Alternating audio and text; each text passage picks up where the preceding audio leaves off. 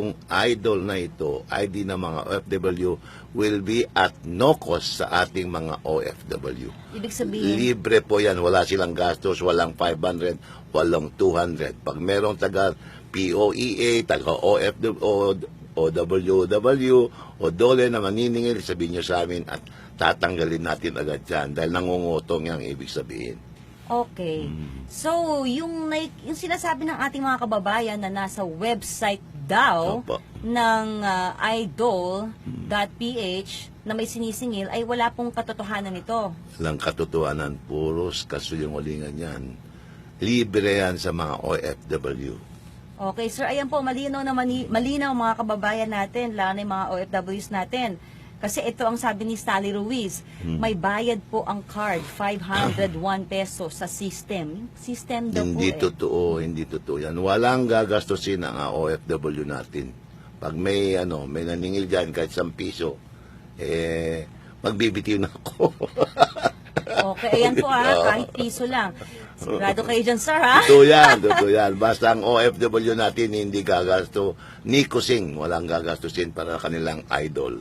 Okay, so libre po ang idol. Ayan po. Regalo yan regalo yan ni President Duterte. Hindi magre-regalo siya si Presidente na may bayad. O yun po pala eh. Kaya wag po tayong mabahala dahil libre po yon at walang bayad. Ang tanong po, kailan daw po ba lalabas yung parang guidelines ng mga yung mga requirements para makakuha po nitong idol? In a week or two lalabas yung yung implementing rules namin, no? Pero wag po mag-alala yung mga OFW, nakakuha sila nasa loob sila ng roster ng OFW o ng POEA. Kilala namin lahat, ang nakalista lahat ng mga OFW natin, and based on their existing statistics doon sa kanilang sinabit nung araw, ay ipoprocess na namin yung ID nila at ipapadala namin sa kanila. Ngayon, yung mga medyo nasasabik agad, excited na makuha, pwede silang dumalaw sa POEA o sa Department of Labor, o kaya kung nandun ka sa ibang bansa, pumunta kayo sa polo office namin at doon yung makuha yung mga idol o ID ninyo. Okay, sir. Ito liwanagin po natin ulit Opo. para po sa kaka-tune in lang. Sabi ni Mary Ann Badillo, Hello, Miss Mocha. Pakipaliwanag po ng mabuti kay Sir Belio yung DOLE ID. Madaming naguguluhan. May bayad daw. Pagkuha niyan online. Pwede po ba yon mag-apply at yung renewal niyan? Kailangan ba sa Pinas mag-renew? Bakit 2 buwan lang pwede magamit? Pakihabaan naman ng validation ng DOLE ID na yan dahil lahat ng OFW nakakauwi agad-agad ay hindi nakakauwi agad-agad, taon ng pagitan. Dami po kasi nagbibigay ng impormasyon pero hindi pala totoo.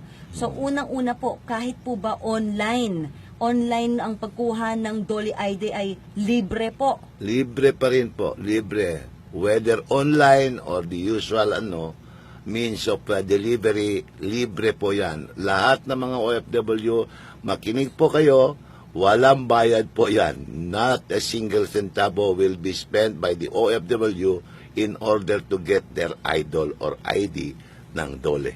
Okay, ito pala, may katotohanan po ba ng expiration na hanggang 2 years? Hindi expiration yan. Kasi alam mo, ID yan Pag mas nasira, halimbawa, nahulog mo sa tubig, siyempre, i-renew mo yan. Doon ka lang siguro magbabayad. Pero malayo pa yan. Maliban lang kung walain mo So, o masira mo. lifetime na yung Lifetime ID? membership card yan. Oo. So, wala Hanggat nang buhay yan. renewal? Walang renewal yan. Oh, At so- saka, mabuti na papag-usapan din natin yung ID. I think merong extension card din yan mo ka.